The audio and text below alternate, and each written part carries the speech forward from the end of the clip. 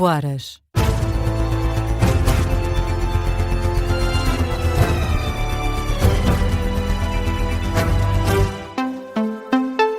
As notícias com João Lourenço. Muito boa noite. O Irão atacou bases militares dos Estados Unidos no Bahrein, Kuwait e na Jordânia. Uma confirmação dada pela Guarda Revolucionária do Irão, que já reivindicou os ataques. É uma retaliação direta aos ataques americanos contra os portos e ilhas iranianas no Estreito de Hormuz. Em comunicado divulgado pelas estações estatais do Irão, a Guarda Revolucionária afirma ter lançado um ataque com drones contra a 5ª Frota dos Estados Unidos no Bahrein e contra a base Ali Al-Salem no Kuwait, além de um ataque com mísseis de longo alcance contra uma base aérea em Azraq, na Jordânia.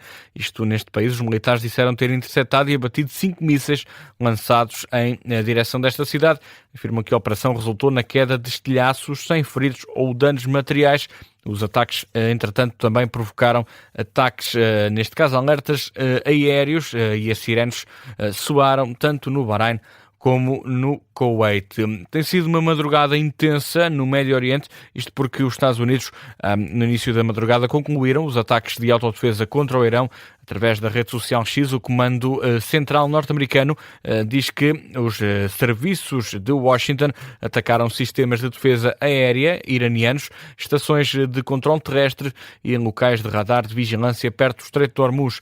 As forças de Washington dizem que os ataques representam uma resposta proporcional aos recentes ataques iranianos contra forças americanas e navios internacionais em águas regionais. O mesmo centro de comandos norte-americano diz que esta ofensiva surge depois de Donald Trump ter responsabilizado o Irão por ter abatido um helicóptero norte-americano. Na Rádio Observador ouvimos o Tenente-General Marco Serronha, afirma que estes ataques norte-americanos não vão ter implicações nas negociações de paz. Não, eu julgo que não. As negociações estão a decorrer e não é isto que vai afetar as negociações. É evidente que cria algum burburinho, enfim, reações do Ministro dos Negócios Estrangeiros, que é quem lidera, por assim dizer, as negociações, e, portanto, nesse sentido, enfim, é barulho, mas que não vai prejudicar as negociações, eu julgo que não. Análise do Tenente-General Marco Serronha. Ao início da madrugada, através da rede social X, o Ministro dos Negócios Estrangeiros iraniano avisou a todos os habitantes do Golfo Pérsico para abandonarem a região. Deixou também essa garantia de que a Guarda Revolucionária não vai deixar nenhuma ameaça ao ataque sem resposta e já nesta consequência desta afirmação, o Irão então a atacar bases militares dos Estados Unidos no Bahrein, Kuwait e também na Jordânia. Em Portugal, o INEM está a falhar o tempo de resposta para os doentes emergentes, segundo o novo modelo de priorização dos pedidos de socorro, implementado no início de 2026. Estes doentes deveriam ser socorridos no período de 8 minutos. No entanto, o tempo médio de resposta, registado entre janeiro e maio deste ano, é superior a 14 minutos nas ocorrências de vida classificados como emergentes. Ao Observador, o presidente do INEM reconhece que há melhorias a fazer na resposta a estes casos. Luís Cabral aponta para algumas insuficiências no serviço como uma das justificações nos atrasos. O responsável do INEM adianta ainda que no total das situações triadas como emergentes nos primeiros 6 meses deste ano, apenas cerca de 60% dos casos foi cumprido o tempo máximo de 8 minutos. Ouvido também pelo Observador, o presidente do Sindicato dos Técnicos de Emergência Pré-Hospitalar não fica surpreendido com os números apresentados pelo INEM. Rui Lázaro revela que muitas ocorrências classificadas como emergentes ou muito urgentes apenas têm resposta mais de 1 hora depois. Pode ler mais sobre este tema no site do Observador, no artigo com a assinatura do jornalista Tiago Queiro. Na política, o PS anuncia que vai votar contra a autorização legislativa pedida pelo Governo para criar a prestação social única.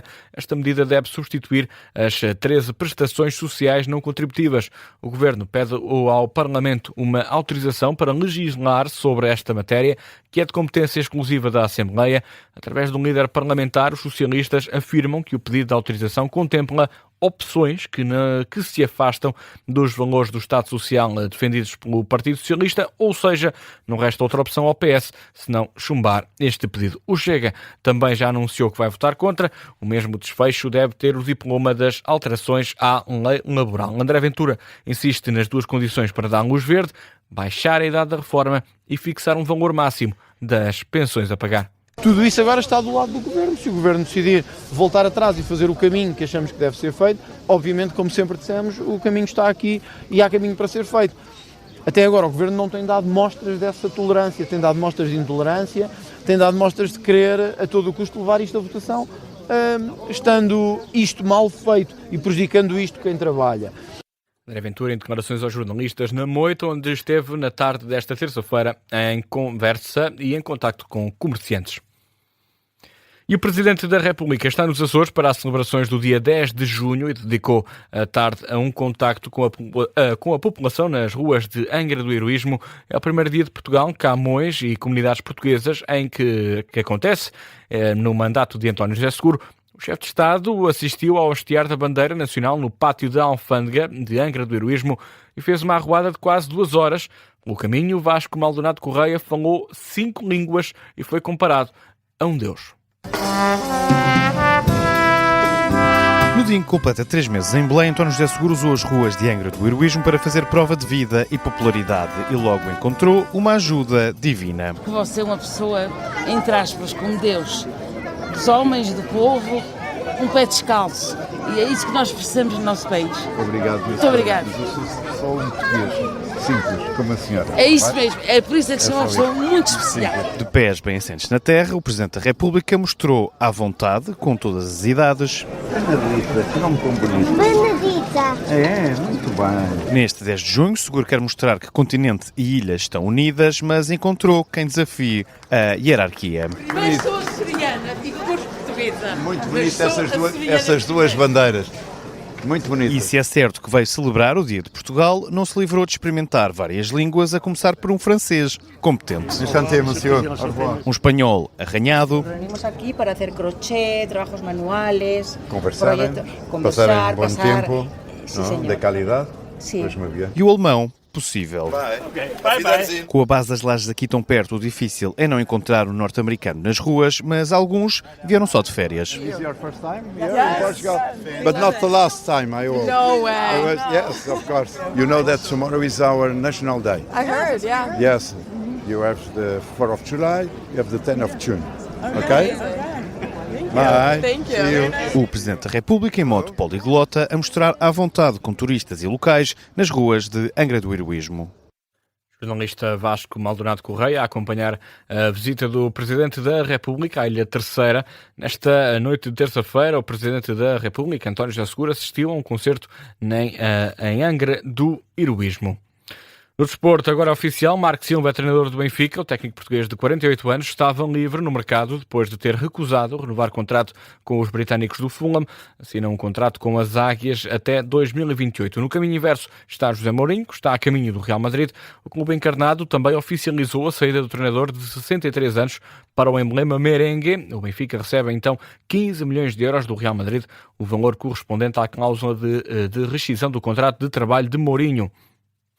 E na seleção, joga-se já nesta quarta-feira o segundo e último jogo de preparação para o Campeonato do Mundo, partida frente à seleção da Nigéria. Roberto Martínez diz que a partida desta quarta-feira é um bom teste para preparar a fase de grupos do Mundial. Foi a última conferência de imprensa no estágio, neste caso a penúltima, visto que Roberto Martínez irá falar aos jornalistas na sexta-feira, antes da partida para Palm Beach, na Flórida. No entanto, e antes dessa viagem até terras norte-americanas, Roberto Martínez, a olhar para esta partida frente à Nigéria, diz que não é um ensaio geral para o jogo frente à República Democrática do Congo, que é o primeiro adversário de Portugal na prova da FIFA. No entanto, o timoneiro da equipa das Quinas diz que há semelhanças entre as seleções e, portanto, será um bom teste.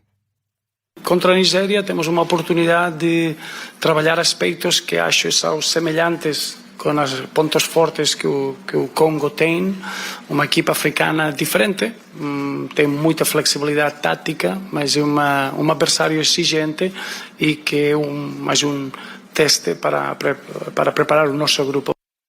Roberto Martínez, que promete também utilizar o máximo de jogadores possível dentro dos convocados da equipa das Quinas, diz que independentemente dos jogadores em campo espera a mesma intensidade e ideia de jogo. No entanto, diz que já revela um dos titulares para esta partida frente à Nigéria, é o guarda-redes do Futebol Clube do Porto, Diogo Costa.